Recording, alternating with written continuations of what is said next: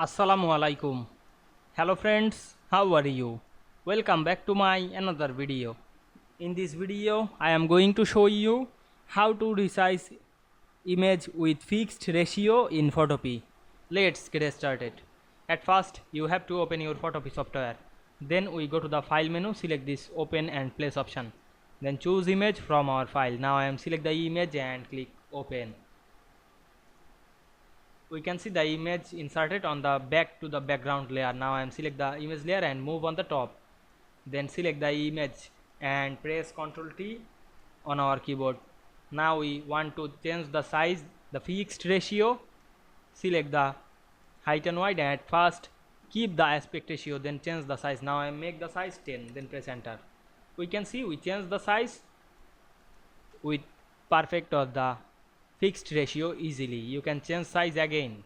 Now I make 12, then check mark to this confirm option. Now we can see we resize image with fixed size or ratio very easily. I hope you enjoyed my video.